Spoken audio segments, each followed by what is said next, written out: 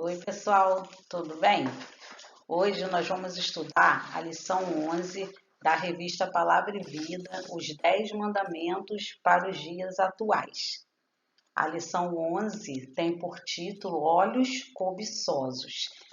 E essas lições foram escritas pelo pastor Romilton Lourenço, pastor da Igreja Batista Central em Praça da Bandeira, São João de Meriti, no Rio de Janeiro.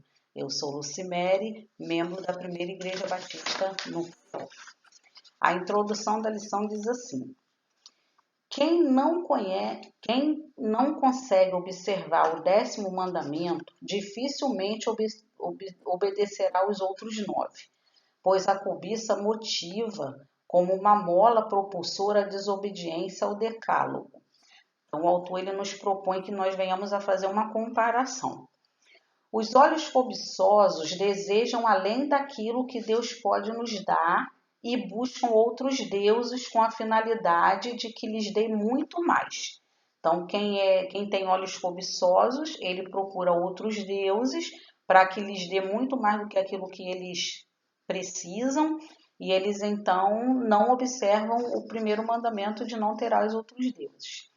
Os olhos cobiçosos desejam manipular ídolos, pois assim demonstram poder sobre entidades e seres humanos. Quem tem olhos cobiçosos também manipulam os ídolos, então possuem outros deuses.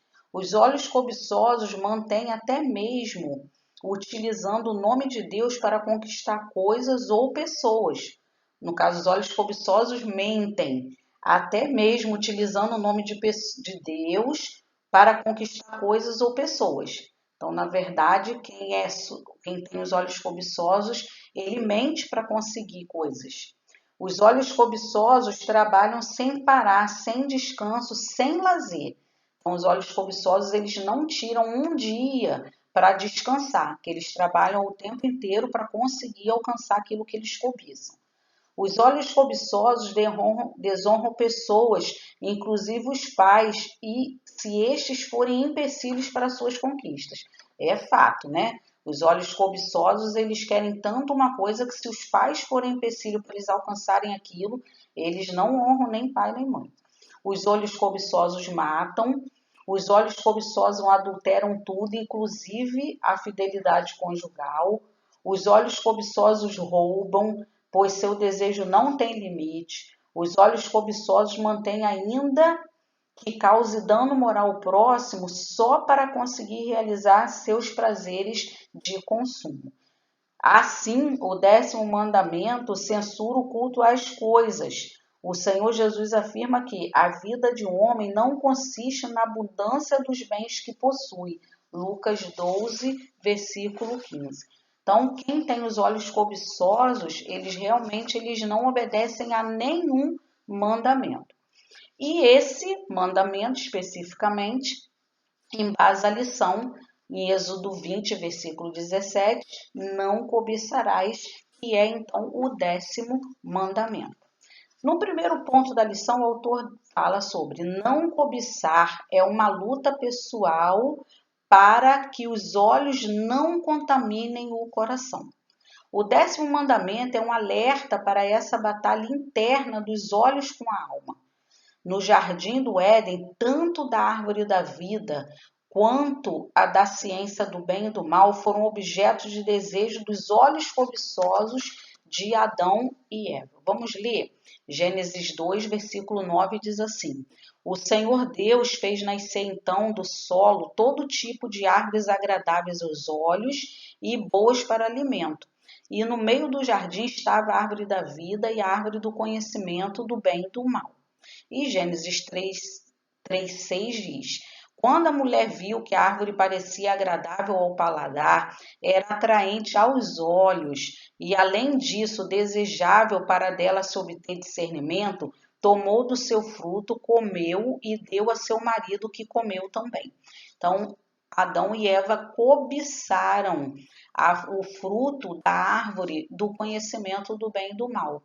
E por essa cobiça, eles desobedeceram a Deus, comeram daquele fruto e os irmãos conhecem bem as graves consequências que o pecado foi trazida então até mesmo à nossa geração e às gerações vindouras, o pecado pela desobediência dos primeiros pais, Adão e Eva. E o autor ele nos dá mais um exemplo. O rei Acabe voltou seus olhos cobiçosos para a vinha de Nabote. Vamos ver 1 Reis 21, do versículos 1 ao 7. Algum tempo depois, houve um incidente envolvendo uma vinha que pertencia a Nabote de Jezreel.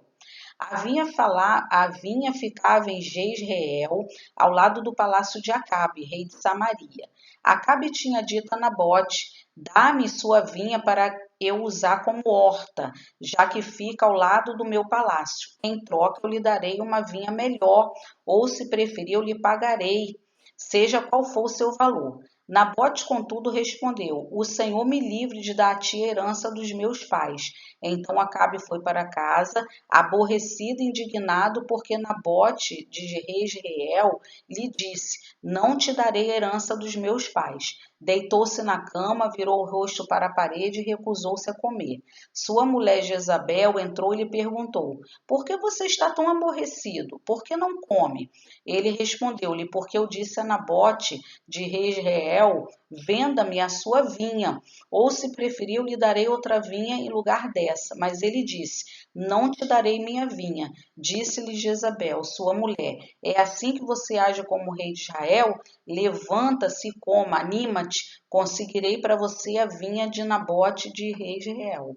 Então, esse exemplo nos fala, né, sobre o rei Acabe, que cobiçou a vinha ou o terreno, né, uma parte de terra que pertencia a Nabote.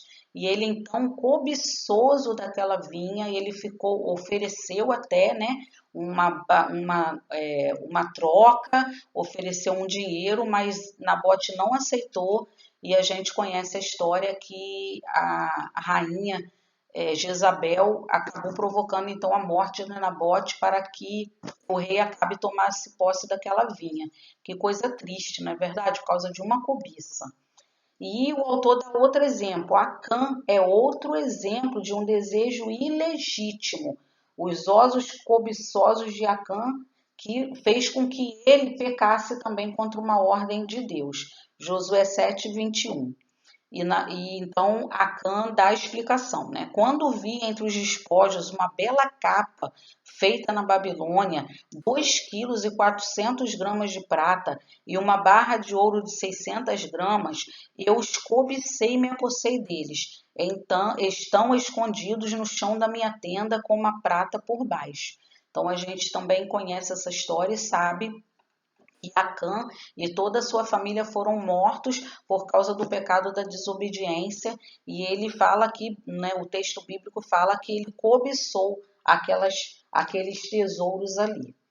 A única forma de obedecer ao 10º mandamento é ter um descanso tão extenso no Deus sustentador que não haverá espaço no interior, ainda que os olhos atuem para a cobiça. Então, na verdade, a única forma de nós obedecermos os 10 mandamentos é acreditando que tudo que tem que ser nosso será nosso, porque Deus nos dará e que nós não precisamos cobiçar nada de ninguém. Salmo 37, do 3 ao 5, diz assim: confie no Senhor e faça o bem. Assim você habitará na terra e desfrutará segurança. Deleita-se no Senhor e Ele atenderá aos desejos do seu coração. Entregue o seu caminho ao Senhor, confia nele e Ele agirá.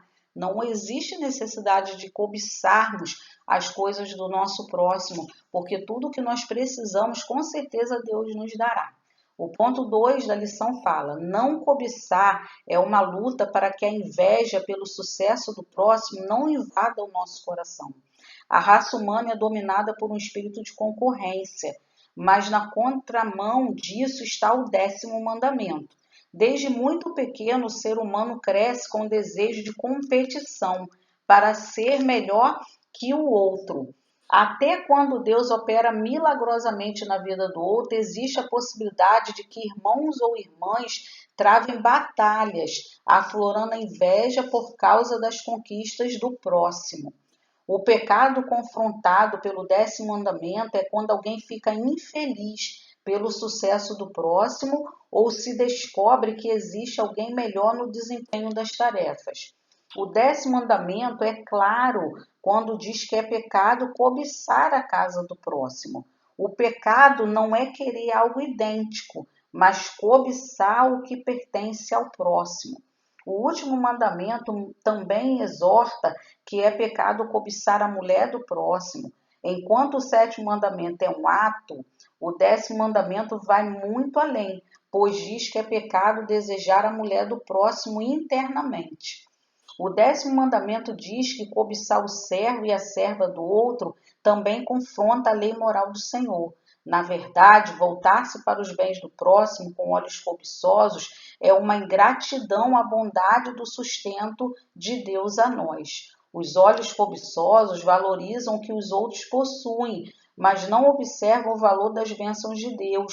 Não devemos ter ganância pelos bens dos outros, mas devemos cuidar do que Deus nos concedeu, ainda que seja muito simples aos nossos olhos e à vista dos outros. Então, na verdade, o não cobiçar é uma luta para que a gente não tenha inveja pelo que o outro possui.